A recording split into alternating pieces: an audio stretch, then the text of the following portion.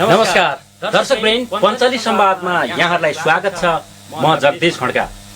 यस कार्यक्रममा हामी राजनीति, विकास, कानुन र परिवर्तनसँग प्रत्यक्ष सरोकार राख्ने व्यक्तित्वहरूसँग विशेष गरी संवाद गरिरहेका छौँ।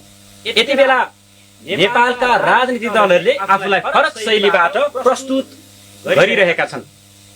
सत्ता भागदौडको क्रममा अघिल्लो सरकारमा रहँदा वाम गठबन्धन नेकपा माओवादी केन्द्रसँगको सहकार्यसँगै वाम गठबन्धनको सम्बन्ध विच्छेदपछि नेकपा एमाले प्रमुख प्रतिपक्षको भूमिका निर्वाह गरिरहेको छ। लामो समयदेखि एमसीसी बहसको विषय बन्यो। एमसीसी संसदीय प्रक्रियामा गएसँगै संसदले एमसीसी अनुमोदन गरेपछि नेपालको राजनीति नयाँ प्रक्रियामा रूपान्तरण भएको छ। एमसीसी पास भएसँगै केही दलहरूले एमसीसी को विरोध गरिरहेका छन् भने केही दलहरू टुटफुटको सम्भावनामा पनि देखिएको छ। एमसीसी पास भएसँगै अब नेपालको यात्रा कसरी अगाडि बढ्ला? प्रमुख प्रतिपक्षको भूमिका निर्वाह गरिरहेको नेकपा एमाले यति बेला के गरिरहेको छ र अब नेकपा एमालेका भावी योजनाहरू के छन् र नेकपा एमाले विशेष गरी अब नेपाली जनता सामु कसरी प्रस्तुत हुन्छ, यिनै विषयवस्तुमा केन्द्रित रहेर आज हामी विशेष गरी कुराकानी गर्नेछौँ। आज हामीसँग हुनुहुन्छ नेपाल सरकारका पूर्व संघीय मामिला तथा सामान्य प्रशासन मन्त्री, नेकपा एमालेका प्रभावशाली नेता, चिर परिचित उहाँ माननीय सांसद लालबाबु पण्डित। आउनुहोस् उहाँलाई कार्यक्रममा स्वागत गरौँ। मान्यजी, स्वागत छ तपाईँलाई हाम्रो कार्यक्रममा। धन्यवाद। के छ, आराम हुनुहुन्छ? ठीक छु। यति बेला नेपालका राजनीतिक दलहरूले जसरी आफ्नो क्रिया प्रतिक्रिया देखाइरहेका छन्, अलिकति फरक शैलीबाट प्रस्तुत पनि गरिरहेका छन्। सरकारमा बसेर सरकारको विरोध जनाइरहेका छन्। प्रतिपक्षले तताउनु पर्ने सडक र सदन सत्ता पक्षले नै तताइरहेका छन्। यति बेला नेपाली जनताले को सत्ता पक्ष र को प्रतिपक्ष भनेर छुट्याउने अवस्था पनि अलिक जटिल छ। नेपालको राजनीतिमा के भइरहेको छ? तपाईहरू प्रमुख प्रतिपक्षको भूमिका निर्वाह गरिरहँदाखेरि अब नेपालको राजनीतिलाई नेपाली जनताले चाहिँ कसरी बुझ्ने मान्यज्यू? नेपालको राजनीति, नेपालमा राजनीतिलाई चाहिँ बुझ्ने भन्दा पनि राजनीतिमा नबुझिकन सहभागिता जनाउनेको संख्या धेर छ। एउटा अर्को कुरा के हो भने देशलाई अगाडि राखेर राजनीति गर्ने कि आफूलाई अगाडि राखेर राजनीति गर्ने? यति बेला त आफ्नो स्वार्थको लागि नेपाली राजनीतिक दलहरूले आफूलाई प्रस्तुत गरेको देखिन्छ मान्यज्यू। राजनीतिक दलहरू एउटा कुनै विषय आयो भने त्यही नै आफू उक्लिने अथवा त्यसैबाट आफूले सफलता प्राप्त गर्ने फलोको रूपमा आफूलाई प्रस्तुत गर्छ। त्यो रूप चाहिँ गलत। किनभने समस्या त आइरहन्छ, समस्या आइरहेपछि समाधान पनि भइरहन्छ अनि समस्या समाधान गरिराख्नुपर्छ। तर गरिराख्दाखेरि पहिला देश, जनता र परिवर्तित सन्दर्भलाई पनि बुझेर अगाडि भयो भने सफल हुन्छ। यति बेला त नेपालका नेताहरूले पार्टी र कुर्सीको लागि मात्रै राजनीति गरेको देखियो नि। नेपाली जनताले त त्यसरी बुझिरहेका छन् नेपालको राजनीतिलाई। अनि हामी बहुदलीय व्यवस्थामा छौँ। बहुदलीय व्यवस्थामा हुँदाखेरि बहुदलीय प्रतिस्पर्धा हुन्छ। बहुदलीय प्रतिस्पर्धा भनेको दलीय प्रतिस्पर्धा पनि हो, विचारको प्रतिस्पर्धा पनि हो र कुनै पनि विषयवस्तु आउँदा त्यसभित्र आफ्नो फरक वा समर्थन वा विरोधको धारणा पनि हो। त्यसकारणले गर्दाखेरि राज्य सञ्चालन केबाट हुन्छ भन्ने हो भने कुर्सीबाटै हुन्छ। राजनीतिक दलबाटै हुन्छ, कुर्सीबाटै हुन्छ। अनि हामीले सामान्य हिसाबले भन्ने हो भने यो मान्छेको चाहिँ दिमाग ठिक छैन भन्ने हो भने यो भन्ने मान्छेले अर्कोले पनि त भन्ला नि यो मान्छेको पनि दिमाग ठिक छैन भन्ला नि। अनि के साँच्चैमा एउटाले भन्दैमा अर्कोले भन्दैमा दिमाग ठिक नहुने हुन्छ? त्यसको त मेडिकली चाहिँ ठिक छ कि छैन भन्ने हो भने त्यसले प्रुफ हुने हो एउटा कुरा। अर्को कुरा उसले गर्ने राम्रो र नराम्रो कामले उसलाई पहिचान दिने हो। दिमाग त सबैसँग हुन्छ तर पहिचान त फरक फरक हुन्छ। त्यसकारण फरक फरक पहिचान बोकेका राजनीतिक नेताहरू पनि देशमा हुनुहुन्छ, जनसमर्थन प्राप्त पनि हुनुहुन्छ र जनसमर्थन कहिले पनि प्राप्त नगरेका नेताहरू पनि स्वघोषित नेताहरू पनि हुनुहुन्छ। स्वघोषितले एक थरीले कुरा गर्ने, हरेक जन अनुमोदितले अर्को थरी कुरा गर्ने चाहिँ कहाँ मेल खान्छ र? त्यो मेल नखाने भएकोले गर्दाखेरि कसैले के बुझ्छन् भने मैले जे भने त्यही नै अन्तिम सत्य हो। नेपालको राजनीतिमा सरकारमा बसेर सरकारको विरोध गरेर त अलि नयाँ विषय रह्यो, यो मिल्छ र मान्यज्यू? नेपालको संविधानमा यस्तो नियम छ र? अब अहिले पवित्र गठबन्धन बनेकै होइन र जो गठबन्धनमा छन् एउटा उद्देश्य छँदै छैन। एउटा उद्देश्य पनि नभएपछि पवित्र गठबन्धन पनि नभए सकेपछि अनि के हुन्छ नि? त्यहाँभित्र पनि त एकले अर्कालाई पछार्ने, एकले अर्कालाई लुच्ने र एकले अर्कालाई कमजोर बनाउने अनि चाहिँ काम नगरिकन समय बिताउने। अनि त्यो चाहिँ जनताले देख्दा चाहिँ उनीहरूले कहिलेकाहीँ भन्छन् हामी एक हौं। के को निम्ति? शासन गर्नको निम्ति, सत्ताको लागि के को निम्ति बन्ने हो भने आफ्नो अस्तित्व बचाउनको निम्ति। किन भन्दा कोसँग भन्दा त नेकपा एमालेसँग।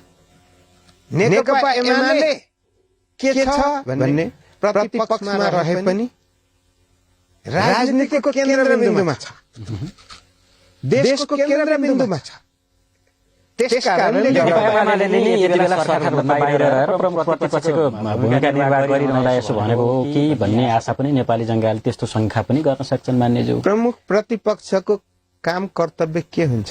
त्यो निर्वाह गरेको नि देखिएन नि त यति बेला। राम्रो काम भयो। एमालेको भूमिका त कमजोर देखियो नि त मान्यज्यू। हामीले नेकपा एमालेको भूमिका कमजोर देखेकै छैन। नेपाली जनताले देखिरहेछन् नि त मान्यज्यू। जनता पनि त थरी थरी छन् होइन, थरी थरी छन्। सुन्नुहुन्छ होला, जनता जति मेरै बन्ने एउटा सिट नजित्नेको पनि त्यही छ। अनि ठुला राजनीतिक पार्टीको पनि जनता जति मतिरै छन् भन्ने।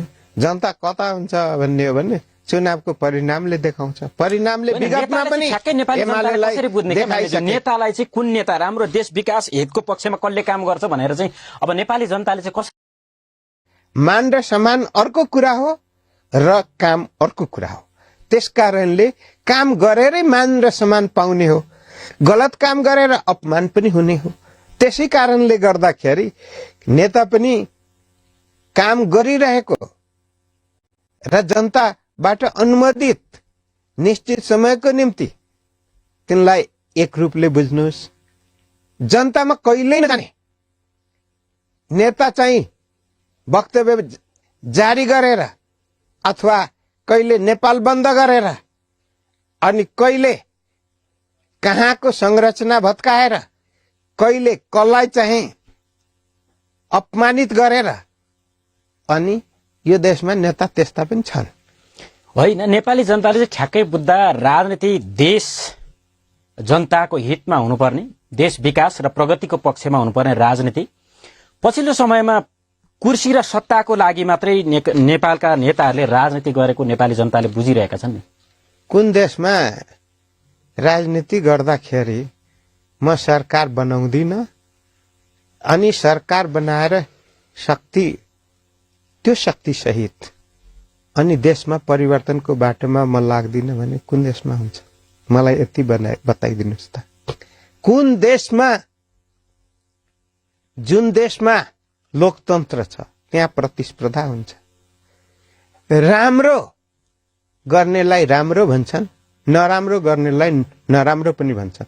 तर राम्रो गरिरहेको नेपालको सन्दर्भमा एउटा के छ भने राम्रो गरे पनि फरक पार्टीले गरेछ भने त्यो नराम्रो नै देख्नुपर्छ भने अलिकति विरोध जनाउने त स्वाभाविक कुरा हो मान्यज्यू। मैले भन्न खोजेको के हो भने यति बेला नेपाली जनताले चाहिँ हामी केन्द्रित छन्, हामीले भोट दियौं, जितायौं, एउटा स्थानमा पुर्यायौं, तर हाम्रो लागि नेपालका जनताहरूले, नेपालको सरकारले काम गरिरहेको छैन भन्ने हिसाबले चाहिँ बुझिरहेका छन् क्या। त्यस्तो अवस्था सिर्जना भयो नि त नेपालमा यति बेला। कहिले गरेका हुन्छन्, कहिले नगरेका हुन्छन्।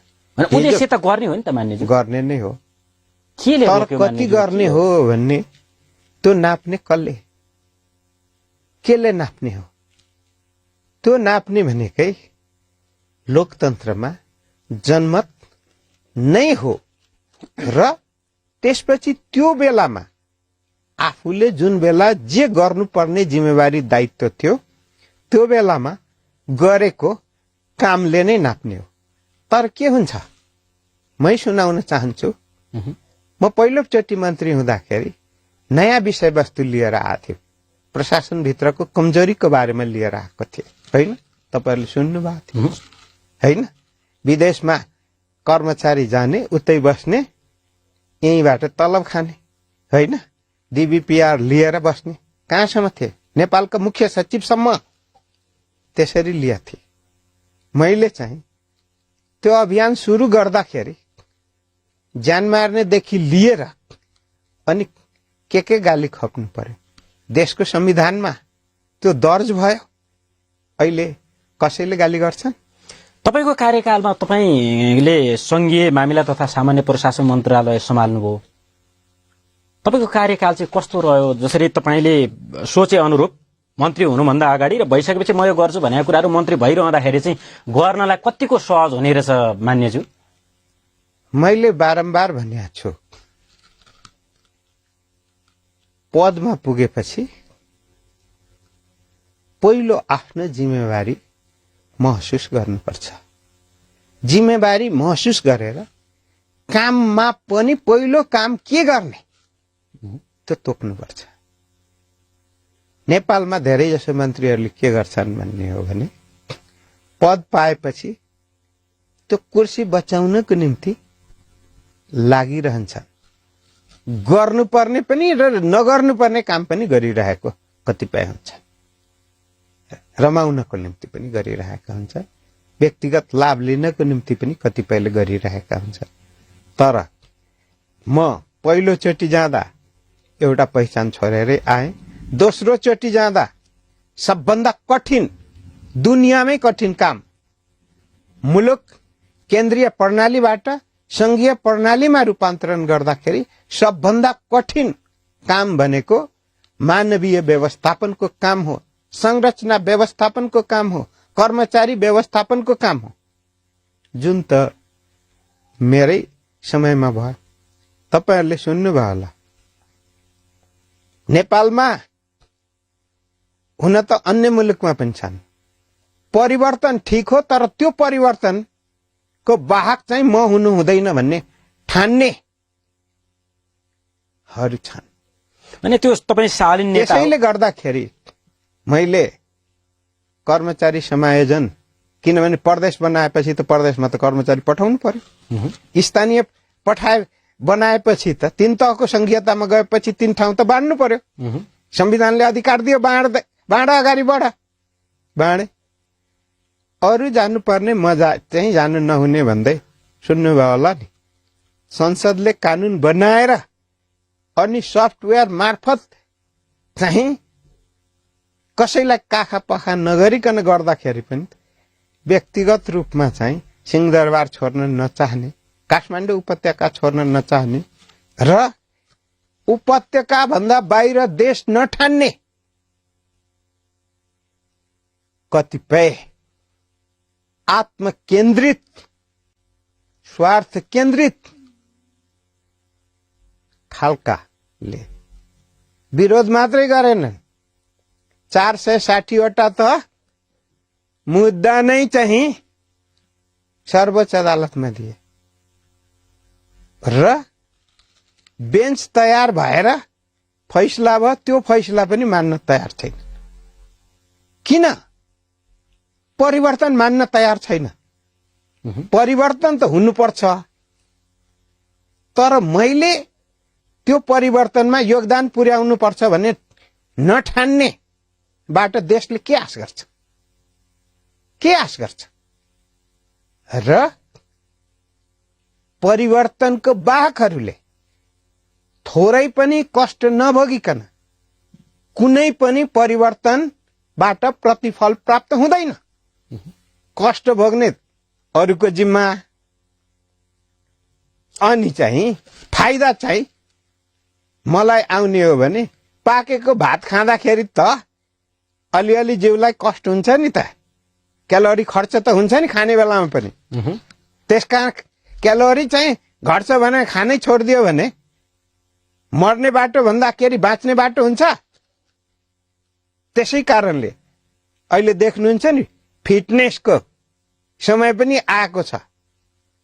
शरीर चुस्त दुरुस्त राख्नको निम्ति चाहिँ खानपानदेखि लिएर अनि व्यायामको पनि आवश्यकता हुन्छ। त्यो के हो भने क्यालोरी चाहिँ व्यवस्थापनै गरेको हो नि त, शरीरलाई कष्ट दिएको होइन। होइन, मान्यज्यूको अलिकति यो मन्त्री कार्यकालको थोरै समीक्षा गर्दाखेरि तपाईँको कार्यकालमा भएका उपलब्धिहरू चाहिँ गण्य गरी, खास नेपाली जनताले बुझ्ने गरी भएका उपलब्धिहरू, तपाईँले गरेका परिवर्तनहरू चाहिँ खास परिवर्तन चाहिँ के रह्यो त्यो अलिकति जानकारी गराउनुहोस् न, आज थोरै समीक्षा गरौँ।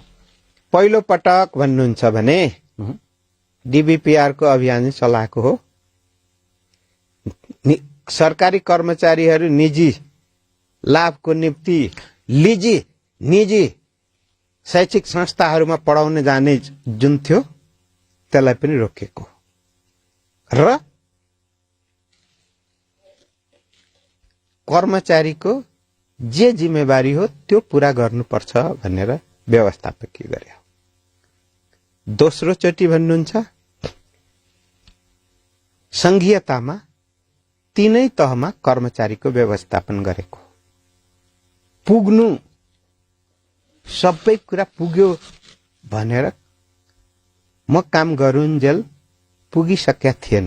पर्याप्त मात्रामा चाहिने आवश्यक कर्मचारीहरू चाहिँ पुगेको अवस्था थिएन हैन। अहिले के होला? नेपालको इतिहासमा हजुर लोक सेवा आयोगले सबभन्दा ठूलो विज्ञापन एकै पटकमा 10,000 स्थानीय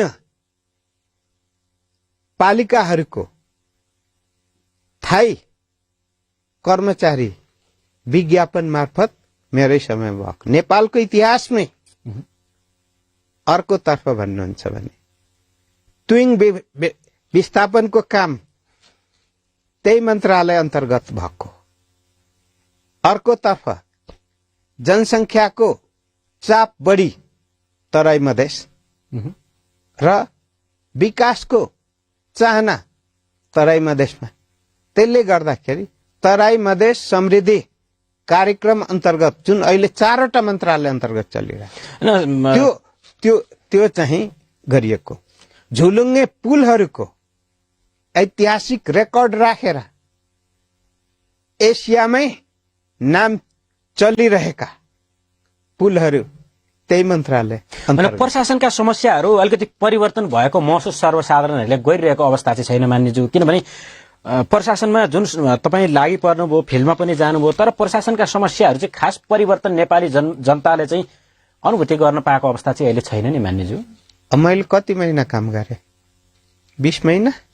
त्यो बीचमा पनि परिवर्तन कति भए? अब बिचौलिएहरूका कुरा भए, त्यहाँ घुस लिने कुराहरू लगायतका विविध सरकारी कर्मचारीका ढिला सुस्ती हैन, नेपाली जनताले पाउने शास्ति, त्यो त निरन्तर जारी छ। म तपाईलाई मन्त्री भएर अलिकति कम के भयो त मान्ने? म तपाईलाई एउटा उदाहरण तपाईँ मन्त्री भइरहँदा पनि हामी केही कार्यालयहरुमा तपाईलाई एउटा उदाहरण बताउँछु। मन्त्री फिल्डमा गइरहेको बेला चाहिँ गरे जस्तो गर्ने कर्मचारीहरूले, मन्त्री चाहिँ फिल्डमा नगएको अवस्थामा जे हो त्यही चलिरहेको थियो। त्यसको लागि चाहिँ तपाईहरुले के योजना गर्नुभयो त? जस्तै त्यहाँ चाहिँ त्यसको लागि टोली बनाउनु भयो कि त्यसलाई चाहिँ अध्ययन गर्ने एउटा चाहिँ परिषद खडा गर्नुभयो कि? म तपाईलाई एउटा बताउँछु। नयाँ कर्मचारीलाई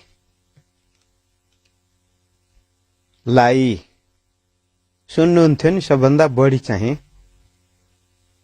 यहाँ चाहिँ अन्तर्राष्ट्रिय एयरपोर्टमा त्रिभुवन विमानस्थलमा चाहिँ अध्यागमनको, त्यतिखेर अध्यागमनको निम्ति स्पेशल ट्रेनिङ दिएर नयाँ ब्याचलाई पठाएर अनि चाहिँ कन्ट्रोल गर्ने कुरा गरे। तर कुरो रोग कहाँनिर हुन्छ भन्ने हो भने नयाँ ब्याच भन्दाखेरि नयाँ चाहिँ पुरानै कर्मचारीबाट प्रतिस्पर्धा गरेर आइदिएका हुन्छन्। मैले सार्वजनिक रूपमै भनेका थिएँ कि 76% नयाँ लोकसेवा आयोगले भर्ना गरेका, फ्रेस त जम्मा 24% मात्र आउँदो रहेछ। 24% खोजेर चाहिँ पठाउँदाखेरि पनि 50% मा शुद्धता देखियो र 50% चाहिँ फेरि रोगी भइगए, जुन विगतको रोग लागेको थियो नि, हो त्यो रोगी देखियो। त्यसै कारणले गर्दाखेरि मैले संघीय निजामती सेवा ऐन जुन संसदमा प्रस्तुत गरेथे, जुन राज्य व्यवस्था समितिबाट पास भएर अगाडि बढेको थियो, त्यसले मुलुकको प्रशासनिक क्षमता, दक्षता, कार्यकुशलता र कामप्रति जिम्मेवार बनाउने गरिकन जुन पास भएको थियो। अहिले सुन्नुभयो, एमाले सरकारबाट हट्न साथ सबभन्दा पहिला अहिले देउपाजीको सरकारले त्यो सर्लक्क पास भएको ऐनलाई फिर्ता लिएर अनि मजाले रमिता हेरेर बस्नु भएको छ। हैन मान्यज्यू, तपाईले मन्त्रालयमा राम्रो काम गरिरहँदा, नेपाली जनताको हितमा काम गरिरहँदा तपाईको मन्त्रालयबाट तपाईलाई हटाइयो। यदि राम्रो काम गरिरहँदा पनि तपाईलाई हटाइनुको कारण चाहिँ के रहेछ मान्यज्यू? कसरी बुझ्नुभयो यसलाई? हटाउनुको कारण अब धेरै कारण त, आन्तरिक कारण चाहिँ संस्थागत कारण छ, व्यक्तिगत कारण छन् कि? हाम्रो पार्टी भित्र दुईटा पार्टी जुन एकता भयो र नेतृत्वको टकराव भयो। आज फरक फरक पार्टीमा छौं। एक थरी नेताले आफ्नो स्वार्थ, आफूले जस्ताको तस्तै देशको संविधान ऐन कानून बिर्सेर अनि देशको संविधान ऐन कानून अनुसार परिवर्तन गर्न लागेकोले गर्दा देशव्यापी रूपमा पुतला डढाउन लाउने, काममा अवरोध पुर्याउन थाल्ने अनि लालबाबु पण्डितलाई चाहिँ हटाउनै पर्छ भनेर अनि धरना कस्ने। त्यो त तपाईका पार्टी अध्यक्षले गरेको निर्णय भनेर नेपाली जनताले बुझेका छन् नि त। केपी शर्मा ओलीको नेतृत्वमै लालबाबु पण्डितलाई हटाइएको हो भनेर बुझ्दाखेरि चाहिँ कसो होला मान्यज्यू? अब देशको प्रधानमन्त्रीय प्रणालीमा गइसकेपछि दबावमा पर्नुभयो कि प्रभावमा पर्नुभयो कि व्यक्तिगत निर्णय रे भन्ने कुरा छ नि त, सत्य हो। व्यक्तिगत निर्णय भन्ने त मैले बुझ्या छैन, तर के हो भने पार्टी एकतालाई बचाउनको निम्ति मलाई हटाएर पार्टी एकता बच्छ भन्ने हो भने त्यो पनि तपाईलाई जानकारी नै नदिई तपाई चाहिँ एउटा मिटिङ नै नबसी तपाईलाई हटाइएको छ। तपाईलाई मैले सुने अनुसार तपाईले पनि मन्त्री पदबाट आफू खुस्केको पनि बेलुकातिर अलिकति जानकारी भयो, त्यो पनि अरू दोस्रो व्यक्तिबाट सुन्नुभयो भन्ने कुरा नि मैले सुनेको थिएँ। हो, यथार्थ हो। प्रधानमन्त्रीज्यूले मलाई तपाईले चाहिँ मार्ग प्रशस्त गरिदिनुहोस् भनेर मलाई भन्नु भएन, भन्नुभएको भए गरिदिन्थे, तर 81 मैले सुनेको हुँ र म आफू चाहिँ मन्त्रीबाट हटेको। तपाईले नेतृत्व 5 दिनपछि प्रधानमन्त्री कार्यालयले मन्त्रीहरूको कार्य सम्पादन मूल्याङ्कन राष्ट्रिय योजना आयोगको बैठकमा प्रस्तुत गरेको छ। त्यसमा कार्य सम्पादन मूल्याङ्कनमा 86% शैक्षिक भाषामा भन्ने हो भने डिस्टिङसन लिएर आएको मान्छे पनि हट्नु पर्ने स्थिति भएर त्यतिखेर सामान्य पास मार्क पनि नल्याउने तर नाताले बलियो राजनीतिक नेताहरूको कारणले रहनु पर्ने। अनि तपाईले नेतृत्व गरेको तपाईकै पार्टी अध्यक्षले नै तपाईलाई जानकारी गराउनु भएन? यसमा त अलिकति कसरी बुझ्ने क्या? तपाईको पार्टी अध्यक्षले तपाईलाई चाहिँ तत्काल नेतृत्व गरिरहनुभएका प्रधानमन्त्री केपी शर्मा ओलीले त तपाईँलाई जानकारी गराउनु पर्ने हो। तपाईँहरू बीच त्यस्तो मनमुटाव त्यस्तो नराम्रो किसिमको केही थियो कि? मनमुटाव नराम्रो केही पनि थिएन। प्रधानमन्त्रीको पदले कुन मन्त्रीलाई राख्ने कुन मन्त्रीलाई नराख्ने, राम्रो गर्दैलाई पनि नराख्ने स्थिति हुन्छ, नराम्रो गर्नेलाई पनि राख्ने स्थिति हुन्छ। जे भयो बितिसक्यो। ठिक छ मान्यज्यू, अब यो लामो समयदेखि चर्चाको विषय रह्यो एमसीसी। म अलिकति विषय चेन्ज पनि गर्न चाहन्छु। एमसीसी को तपाईँ त पक्षमा हुनुहुन्थ्यो होइन? एमसीसी देशको हितमा छ, एमसीसी पास गराउनु पर्छ भन्ने पक्षमा होइन त? म संशोधन सहित पक्षमा हो, संशोधन सहित पक्षमा हुँ। पछिल्लो अवधि नेकपा एमाले एमसीसीमा छलफलमा भाग लिने अवसरै रहेन।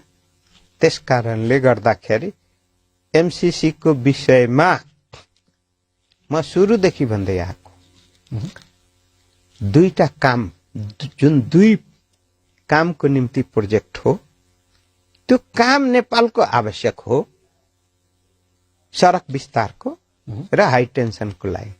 त्यो प्राथमिकता भित्रको हो, जरुरी हो। तर एमसीसी को प्रोसेसलाई लिएर विवाद उत्पन्न। सिङ्गो एमाले त एमसीसी को विरोधी होइन र? सिङ्गो एमाले एमसीसी विगत सरकारले गरे आएको हुनाले गर्दा जनताको जनप्रतिनिधिमूलक संस्थाबाट जे निर्णय हुन्छ त्यसको पक्षमा हो। तर एमसीसी नेकपा एमाले लामो समयदेखि वेलमा रहेको सभामुखको कारण र देशको संविधान ऐन कानूनले नेकपा एमालेलाई जुन निर्णय गर्ने अधिकार हो, त्यो निर्णय गर्ने अधिकार अनधिकृत व्यक्तिले अथवा पदमा रहेको कारणले गर्दाखेरि जुन दुरुपयोग गर्ने काम भयो, नेकपा एमाले फुटाउने काम भयो र जसको जिम्मेवारी सभामुखले वहन गर्नुभयो, त्यसको विरोधमा हामी लामो समयदेखि भएको हुनाले गर्दाखेरि हामी एमसीसी को बारेमा संसदमा छलफल गर्न पाएनौं। त्यसकारणले गर्दाखेरि एमसीसी जुन अहिलेको गठबन्धन सरकारले पारित गरेको छ, त्यो पारित जुन तरिकाले भएको छ त्यसप्रति मेरो आपत्ति हो। तर कुरो के हो भने तपाईहरुको विरोधको प्रोजेक्ट चाहिँ नेपालको आवश्यकता हो। अनि एमसीसी तपाईहरुका विरोधका बावजुद पनि संसदीय प्रक्रियाबाट पास भयो। तर नेपालको हितमा यदि छ भने किन एमसीसी को विरोध गर्यो नेकपा एमालेले? नेकपा एमालेले अहिले हामी संसदबाट जे छलफल गरेर निष्कर्ष निक्लिन्छ त्यसको आधारमा जानुपर्छ भन्ने हो। हामी संसदमा छलफल गरेनौं। त्यसकारण यो एमसीसी को संसदबाट जसरी चाहिँ अनुमोदन भएको छ त्यसको जिम्मेवारी र दायित्व पनि अहिलेको सत्ता गठबन्धनले नै लिनुपर्छ। एमसीसी मा त तपाईहरुको भूमिका एकदम कमजोर देखियो। जसरी तपाईहरु प्रमुख प्रतिपक्षको भूमिका निर्वाह गरिरहनु भएको छ, तपाईहरुको भूमिका त त्यति एकदम कमजोर देखियो। एमाले त चुक्यो नि यो बीचमा। एमसीसी मा हामी छलफल गर्नै पाएनौं। हामीले छलफल गर्न पाएनौं। जुन तरिकाले एमसीसी जुन समयमा संसदबाट अनुमोदित भयो, हामी वेलमा भएकोले गर्दाखेरि हामीले एमसीसी को सम्पूर्ण जिम्मेवारी चाहिँ अहिलेको गठबन्धन र सरकारले लिनुपर्छ। एमाले जिम्मेवार प्रतिपक्षको भूमिका निर्वाह गरिरहेको छ। राष्ट्रिय महत्वको विषयमा छलफल गर्दा नाराबाजी गर्नुभयो, सडक र सडकमा पनि जुलुस निकाल्नुभयो, यसको विरोध गर्नुभयो। एमाले अलि चुक्यो नि त मान्यज्यू। हामीले एमसीसी को लागि नाराबाजी गरे हौ। नेपालको पक्षमा छ भन्नुभएको छ। हामीले एमसीसी को लागि नाराबाजी गरेका हौ। अवस्था छैन मान्यज्यू। हामीले एमसीसी को लागि नाराबाजी गरेका हौ होइनौ। तपाईका केही शक्तिहरू हामी एमसीसी लाई प्रस्ताव आइसकेपछि नाराबाजी सुरु गरेका हौ। वेलमा हामी गएका हौ होइनौ। हाम्रो त 6 महिना अगाडिदेखि हामी वेलमा छौं र सरकारले जुन कुरा गठबन्धनले जुन कुरा लागेको छ पास गरेर अगाडि बढेको छ। जुन जुन प्रस्ताव लिएर आएर पास गरेर हिँडिरहेको छ। संसदमा किन उभिनु भएन? प्रमुख प्रतिपक्षको भूमिका निर्वाह किन गर्नु भएन मान्यज्यू? नेकपा एमाले किन हामी नेकपा एमाले प्रमुख प्रतिपक्ष भएकै कारणले गर्दा वेलमा गएका हौ र वेलमा भएको बेलामा संसारमा सदनहरू चल्दैन, नेपालमा चलेको छ। त्यसकारण नेपालमा एमसीसी जस्ता महत्वपूर्ण विषयवस्तु त्यो बेलामा हामी वेलमा भएको बेला पास भएको हुनाले गर्दा त्यसको जिम्मेवारी हामीले किन लिने? हामीले हाम्रो आफ्नो जिम्मेवारी र दायित्व निरन्तर वहन गरेका छौं। एमसीसीलाई चाहिँ तपाईहरुले कसरी बुझ्नु भएको छ? अब नेपाली जनताले चाहिँ एमसीसीलाई कसरी बुझ्ने के? अब तपाईहरुको पनि अब आधिकारिक धारणा त्यसरी नेकपा एमालेले राखेको छैन। एमसीसी हित विपरीत अर्थात नेपाललाई नचाहिँदा नचाहिँदै संसदीय प्रक्रियाबाट अनुमोदन भएको हो। अझै संशोधन गराएर अनुमोदन भएको भए राम्रो हुन्थ्यो। तर जुन तरिकाले अहिले 11 बुँदे व्याख्यात्मक आफूले आफैलाई व्याख्या गरेर आफ्नै मनमा थन्काउने गरिकन पास भएको छ। तपाईं एमसीसी को पक्षमै हुनुहुन्थ्यो। गुनासो राख्नुपर्ने खास कारण त के देखियो र मान्यज्यू? लामो समयदेखि तपाईं त एमसीसी देशको हितमा छ, एमसीसी पास गराउनु पर्छ। मैले कहिले पनि आँखा चिम्लेर एमसीसी जस्ताको तस्तै पास हुनुपर्छ भने कहिल्यै भनिन। सुरुदेखि अहिलेसम्म पनि भनिरहेको छु। एमसीसी भित्र जुन 2टा प्रोजेक्ट छ, हाई टेन्सन लाइन र सडक विस्तार, तात्कालिक अवस्थामा नेपालको प्राथमिकता भित्र परेकै योजना ठिक हो। तर जुन तरिका त्यसको छ, तरिकाको सन्दर्भमा कमी कमजोरी छन्, त्यो हटाउनु पर्थ्यो, त्यो संशोधन हुनु पर्थ्यो भन्ने मान्यता हो। तर प्रोजेक्ट चाहिन्छ भनेको मतलब आँखा चिम्लेर अनि केही पनि नहेरिकन पास हुने कुरामा हाम्रो समर्थन होइन। मान्यज्यू, अब यो हाम्रो प्रधान न्यायाधीश शैलेन्द्र शमशेर राणा विरुद्ध लामो समयदेखि विवादमा पर्नु भएको छ। यो चाहिँ सत्ता गठबन्धनले महाभियोग प्रस्ताव दर्ता गरे पनि संसदीय प्रक्रियामा भने आउने अवस्था छैन, संसदीय प्रक्रियामा आएको पनि छैन। यदि एमालेको साथ रहेन भने यो महाभियोग प्रस्ताव थर हुने अवस्था पनि छैन। महाभियोग प्रस्ताव नेकपा एमालेले किन अस्वीकार गर्यो? सत्ता गठबन्धन एमालेसँग सहकार्य गर्न तयार छैन। एमालेको समस्या, एमालेले उठाएका माग बुझ्न तयार छैन। सत्ता गठबन्धनमा जसरी परमादेशबाट बनेको छ र जसरी सरकारमा त छँदैछन्, अदालत भित्र पनि जसरी षड्यन्त्र भयो र त्यो षड्यन्त्रमा कतिपय न्यायाधीशहरू समावेश भए र अदालत पवित्र ठाउँ, काम चाहिँ कतिपय अपवित्र र एक आपसमा पोल खोलाखोल, एक अर्कालाई लुछालुछ र त्यसमा पनि जुन न्याय प्रणाली हाम्रो छ र न्याय प्रणालीलाई तहस नहस बनाउने जुन काम भएको छ, कतिपय त्यसमा आफूलाई न्याय क्षेत्रका महारथ प्राप्त व्यक्तित्वहरू र कतिपय यही अस्थिरताभित्र अनि पद पैसा कमाउन पल्केकाहरू र देशलाई संविधान कानून अनुसार भन्दा पनि आफ्नो मनोवृत्ति मनोदशा अनुरूप चलाउन खोज्ने अवरोध पैदा गर्न खोज्ने र राजनीतिक साँठगाँठ गरेर आफ्नो गरिमा घटाउने जुन काम भएको छ त्यसप्रति दुःख लाग्छ।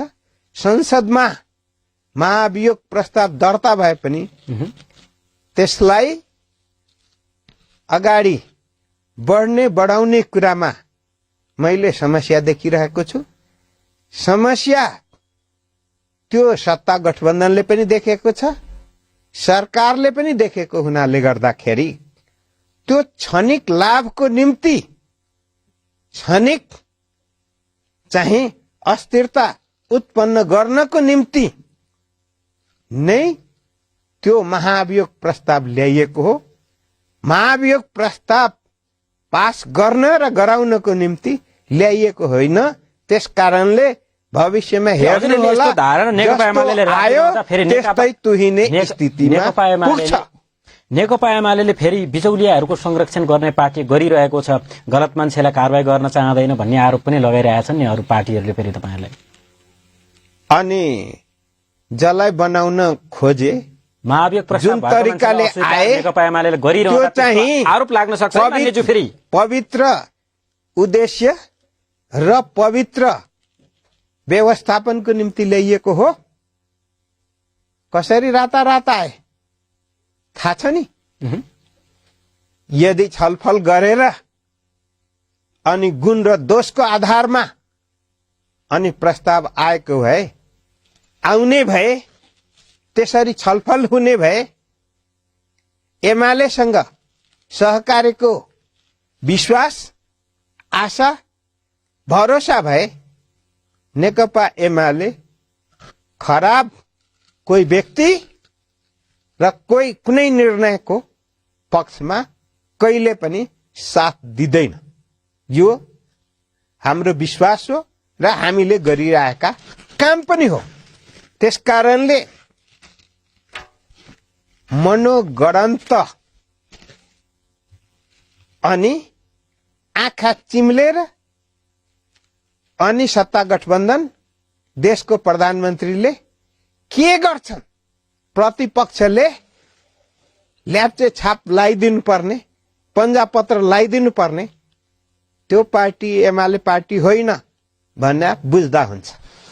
मानिज्यू तपाईँ एउटा कम्युनिस्ट आन्दोलनबाट आउनु भएको नेता, मजदुर संगठनको एउटा नेतृत्व गर्नुभएको नेता, नेपालको राजनीति यति बेला जटिल अवस्थामा गुज्रिरहेको छ। जनताले जुन मत तपाईहरूलाई प्रदान गरे, जुन आशा भरोसा तपाईहरूलाई गरे, त्यही पार्टीका कारण आज नेपालको राजनीति अस्थिरताको दिशातर्फ अगाडि बढिरहेको छ। यो बीचमा तपाईँ राजनीतिलाई कस्तो अनुभूति गरिरहनु भएको छ मान्यज्यू? मेरो एउटा विश्वास छ, जनतामा परिवर्तन आउनुपर्छ र त्यो देशले अनुभूति गर्नुपर्छ। त्यसैको सारको रूपमा हामीले सुखी नेपाली समृद्ध नेपाल भनेर नारा अगाडि सारेका छौं। यो नारामा अवरोध पैदा भएको छ, गठबन्धनले अवरोध पैदा गरेको छ भन्ने एउटा कुरा हो। अर्को कुरा के हो भने नेपालका नेताहरूमा आत्मकेन्द्रित सोच र स्वार्थ केन्द्रित चाहिँ व्यवहार अभिव्यक्ति त्यो भएको कारणले गर्दा अलि निराशा बढेको छ। आफ्नो जीवन स्तर उक्स्यो भने, आफ्ना सन्तानको जीवन स्तर उक्स्यो भने, आफ्नो नाता गोताको जीवन स्तर उक्स्यो भने देशको जीवन स्तर उक्सेछ भनेर बुझ्ने, जनताको जीवन स्तरलाई आफ्नो जीवन स्तरसँग तुलना नगर्ने जुन राजनीतिमा नेतृत्वको हाबी भएको छ, त्यसले गर्दाखेरि नेपाली जनतामा शंका, उपशंका र अझै केही स्वार्थ प्रेरितहरू, त्यो चाहिँ जसरी पशुपतिमा धर्मको नाममा अन्धभक्त हुन्छन्, त्यसरी नै स्वार्थको निम्ति अन्धभक्त हुने कुराले नेपालको लोकतन्त्र सुदृढ हुँदैन र नेताको पनि कमजोरीलाई हटाउने कुरामा सहयोग पुग्दैन। त्यस कारणले गर्दा नेतालाई पनि गलत कामबाट ठीक काममा जनताले सहयोग गर्नुपर्छ, कार्यकर्ता र नेतृत्व पंक्तिले सहयोग गर्नुपर्छ, न कि आँखा चिम्लेर हस प्रभु भन्ने जनताले जुन आशा गरे, त्यसै कारणले गर्दा तपाईहरुप्रति केन्द्रित भए जुन आशा गरे त्यो आशा नेपाली जनताको निराशामा परिणत भएको छ। अब तपाईहरुलाई मतदान गरिरहँदा जुन नेपाली जनताले गरेको आशा त आज तपाईहरुले छर्लङ्ग बनाइदिनु भयो नि। म फेरि पनि दोहोर्याएर भन्छु, जनता सामु कसरी प्रस्तुत होला, कसरी जाला, अब के भनेर जाने? फेरि पनि म भनिरहेको छु, तुलना गरेर हेर्नुपर्छ। नेकपा एमालेको नेता र अन्य पार्टीको नेताहरूलाई पनि तुलना गरेर हेर्नुपर्छ। नेकपा एमालेको काम र अन्य पार्टीको काम पनि तुलना गरेर हेर्नुपर्छ। नेकपा एमालेको नीति र अन्य पार्टीको नीति पनि तुलना गरेर हेर्नुपर्छ। त्यसैले गर्दा हामीले भनिरहेका छौं, हामीले जे सक्यौं त्यो गर्यौं, अधुरो काम पनि छ हामीले गर्दा गर्दै छोड्नु पर्ने, र हाम्रो सपना जुन साकार बनाउन छ त्यो पनि बाँकी भएकोले गर्दाखेरि